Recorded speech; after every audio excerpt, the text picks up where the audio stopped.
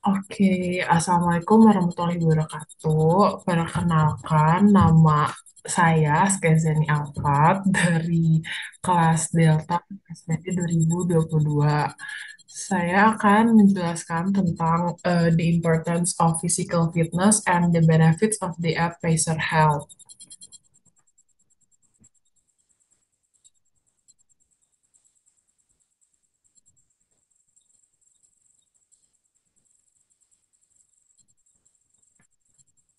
Nah, pembahasan hari ini itu mencakup kebugaran tubuh, pentingnya melakukan aktivitas fisik atau olahraga, serta pemanfaatan aplikasi Pacer Health.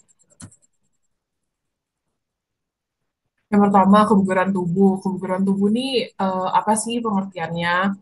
Kebugaran tubuh atau jasmani adalah kemampuan tubuh seseorang untuk melakukan aktivitas sehari-hari dengan lancar tanpa merasakan kelelahan yang berarti.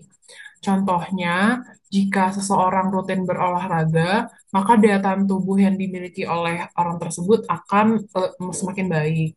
Nah, kebugaran jasmani ini itu dijadikan sebuah indikator kesehatan dan ketahanan tubuh seseorang.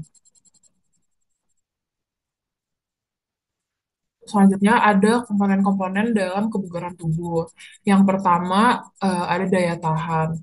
Nah, daya tahan ini itu fungsinya untuk meningkatkan ketahanan kardiorespirasi, yaitu kemampuan tubuh dalam memasok oksigen dan energi ke seluruh tubuh.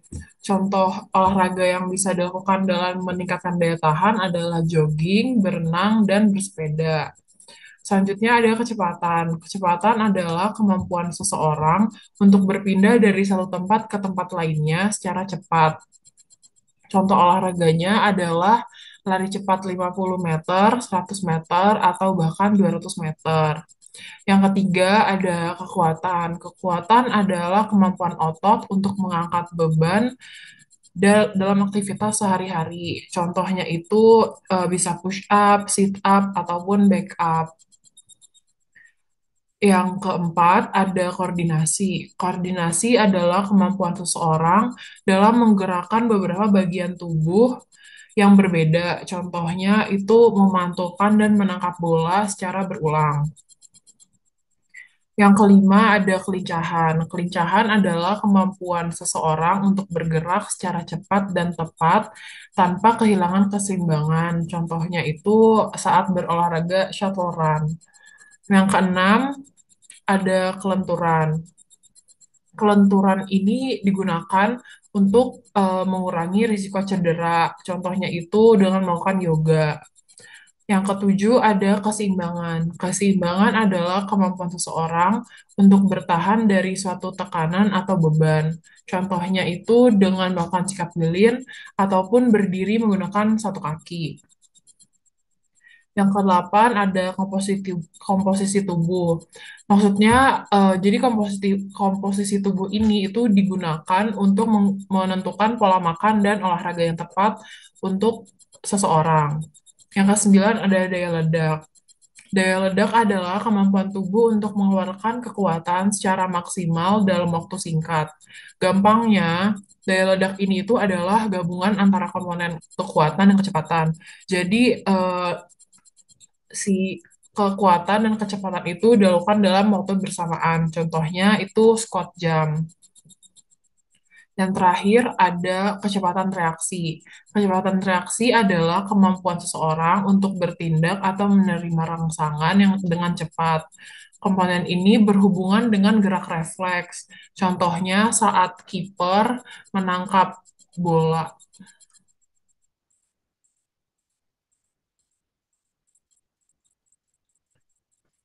Nah, selanjutnya ada bentuk latihan kebugaran tubuh. Contoh-contohnya itu bisa melakukan push up, back lift. Nah, latihan kebugaran tubuh ini tuh nggak harus dilakuin di gym atau tempat-tempat olahraga. Sebenarnya di rumah pun bisa. Dan lama waktu olahraga yang baik adalah 150 menit per minggu atau setidaknya 30 menit yang dilakukan dalam 3 sampai 5 hari per minggu. Nah, sebenarnya ini tuh nggak harus banget 3-nya sibuk banget. Itu sebenarnya boleh-boleh aja untuk dilakuin dipisah-pisah gitu. Tapi diakumulasiin dalam satu hari itu tetap 30 menit. Misalnya dibagi pagi 5 menit, siang 5 menit, sore 5 menit, malam 5 menit, sore gitu.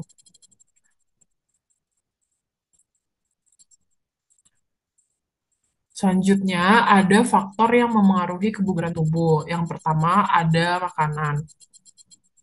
Nah, contohnya itu adalah dengan makan makanan yang bernutrisi baik, karena makanan merupakan sumber energi yang nantinya akan digunakan untuk beraktivitas sehari-hari.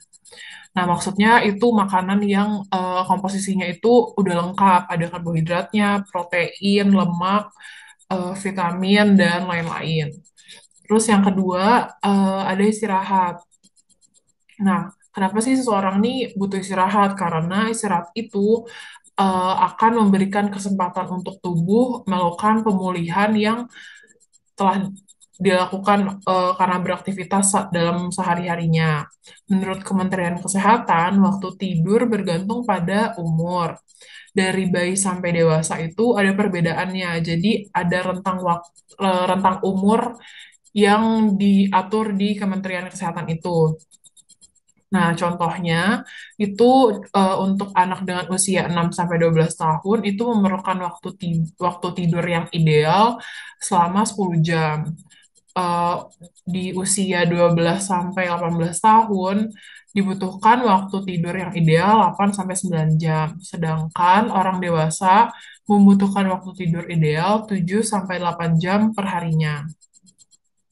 Faktor yang ketiga adalah umur. Kenapa umur bisa memengaruhi kebugaran tubuh seseorang? Karena semakin bertambahnya umur, fungsi tubuh akan semakin berkurang. Dan semakin bertambahnya usia juga dapat mengurangi elastisitas otot seseorang. Faktor yang terakhir adalah jenis kelamin. Kenapa jenis kelamin dapat memengaruhi kebugaran tubuh? Karena adanya perbedaan ukuran atau proporsi dalam tubuh yang dimiliki oleh pria dan wanita. Contohnya, otot pria itu terdiri dari 45% dari tubuhnya, sedangkan otot wanita itu terdiri dari 35% dari tubuhnya. Contoh lain adalah total body water yang dimiliki oleh seseorang itu kan bergantung kepada massa lemaknya. Sementara total body water dan massa lemak yang dimiliki oleh pria lebih banyak daripada yang dimiliki oleh wanita. Dan secara anatomi, tulang yang dimiliki oleh pria dan wanita itu juga memiliki beberapa perbedaan. Sebenarnya juga ada faktor-faktor lain yang bisa mempengaruhi kebugaran tubuh. Contohnya adalah genetik seseorang atau keturunan.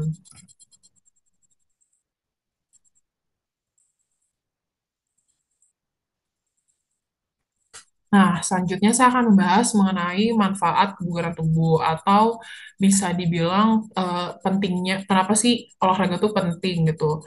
Karena yang pertama, olahraga dapat menjaga kesehatan tulang, sendi, dan otot. Kenapa gitu? Karena seiring rutinnya seseorang untuk berolahraga, maka kepadatan tulang serta kekuatan sendi dan otot yang dimiliki oleh orang tersebut akan menjadi lebih baik. Nah, manfaat yang kedua adalah menjaga berat badan, karena dengan seseorang berolahraga, maka dia akan menjaga berat badannya tetap ideal dan stabil sehingga akan mengurangi risiko diabetes. Sorry, obesitas. Yang ketiga, olahraga dapat mengontrol kadar gula darah dan kolesterol dalam darah. Sehingga dengan kadar gula darah dan kolesterol dalam darah yang terkontrol, maka akan mencegah terjadinya diabetes mellitus. Manfaat yang keempat ada olahraga itu dapat mengurangi stres dan depresi. Kenapa begitu? Karena dengan berolahraga akan melepaskan hormon serotonin dan endorfin yang akan mengurangi depresi dan membuat emosi lebih stabil, sehingga tubuh akan menjadi lebih rileks. Yang kelima, olahraga dapat mengurangi risiko kardiovaskular. Nah, seperti poin manfaat nomor 3, bahwa olahraga dapat mengontrol kolesterol dalam darah. Nah, dengan kolesterol yang terkontrol ini akan eh, mencegah atau meminimalisir risiko terkena penyakit jantung koroner. Yang keenam, olahraga dapat meredakan rasa sakit. Sebenarnya banyak olahraga yang dapat mengurangi rasa sakit yang disebabkan oleh suatu penyakit. Tapi sebaiknya hal ini tuh dikonsultasikan dulu terlebih dahulu kepada dokter. Jadi sebenarnya ada beberapa olahraga yang bisa untuk mengurangi rasa sakit tersebut. Jadi contohnya itu kalau misalnya seseorang punya tekanan darah yang rendah, nah itu tuh ada beberapa olahraga yang baik digunakan oleh dia karena biasanya kan kalau dia tuh punya tekanan darah rendah kan dia nggak bisa olahraga yang terlalu berat gitu. Jadi emang penting untuk dikonsultasikan kepada dokter. Nah, yang ketujuh, olahraga dapat menyehatkan sistem kerja otak. Karena dengan berolahraga akan meningkatkan daya pikir dan daya ingat. Selain itu, hormon endorfin yang dihasilkan atau dikeluarkan setelah berolahraga akan meningkatkan kreativitas seseorang. Yang terakhir, olahraga dapat meningkatkan kualitas tidur.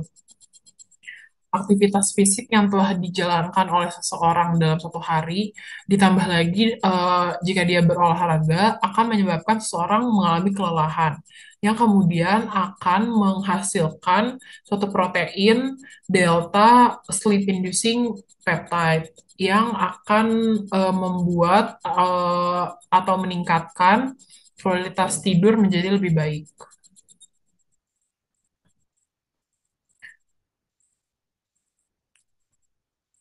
Nah, sekarang saya akan membahas tentang pemanfaatan aplikasi Pacer Health. Sebelumnya saya ingin menjelaskan dulu nih apa sih aplikasi Pacer Health ini. Aplikasi Pacer Health adalah suatu aplikasi yang dapat nge-track jumlah langkah dan jenis-jenis olahraga atau kegiatan apa yang akan dilakukan oleh seseorang. Nah, biasanya dalam menggunakan aplikasi ini itu, biasanya seseorang tuh harus mengisi data-data dirinya. Contohnya, ya nama, terus jenis kelamin, berat badan, tinggi badan, umur, waktu tidur, eh, terus makanan yang diterima setiap harinya, terus target dia dalam melakukan suatu olahraga gitu, misalnya menaikkan berat badan atau menurunkan berat badan atau bahkan menjaga berat badannya. Kenapa? Karena dengan aplikasi ini itu biasanya karena aplikasi ini tuh bakal nge-track jumlah langkah kita dan macam-macam olahraga yang akan dilakukan oleh seseorang. Kalau misalnya dan tadi juga kan udah ada jumlah makanan yang biasa diterima oleh orang tersebut. Dengan aplikasi ini biasanya dia nih ngasih tahu eh, harusnya ini kalori intake-nya segini, kalori outtake-nya segini untuk seseorang yang eh, ingin menaikkan berat badan. Begitu juga hal ini itu berguna juga buat orang-orang yang bisa untuk men- menurunkan berat badan gitu. Nah, kenapa sih di aplikasi ini tuh harus mencantumkan waktu tidur, jenis kelamin, makanan yang diterima oleh tubuhnya, dan umur? Karena tadi kan udah disebutin kalau hal-hal ini itu yang dapat mengurangi, sorry, hal-hal ini itu yang akan menjadi faktor yang mempengaruhi kebugaran tubuh dari seseorang. Makanya di aplikasi ini itu harus dicantumin gitu data-data tersebut. Nah, selanjutnya manfaat-manfaat dari aplikasi tersebut. Nah, aplikasi Pacer Health ini yang pertama itu dapat mengoptimalkan kegiatan olahraga. Yang kedua, dapat membuat rincian target olahraga yang akan dilakukan. Yang ketiga, mengetahui capaian target dengan jelas. Yang keempat, merekam aktivitas fisik yang telah dilakukan. Serta yang kelima, mengetahui tingkat kebutuhan olahraga. Jadi, yang tadi udah saya bilang, kalau di aplikasi itu biasanya mencantumkan workout plans gitu. Jadi, kalau misalnya seseorang mau menaikkan berat badan, itu workout plans-nya kayak gimana. Terus kalau menurun gimana, kalau menjaga itu nanti gimana. Nah, nanti ada rincian target olahraga yang dilakukan dengan Gabut nih. Oh, aku di situ Vito bolehin nggak ya? Waduh. In conclusion, memiliki daya tahan tubuh yang baik dapat dilakukan dengan menjaga kebugaran tubuh. Salah satunya adalah dengan menggunakan aplikasi Pleasure Health. Nah, sekian presentasi dari saya. Thank you for your attention. Assalamualaikum warahmatullahi wabarakatuh. Enggak. Sumpah gue nggak mau ngapa-ngapain dari ini. Gue mau zen.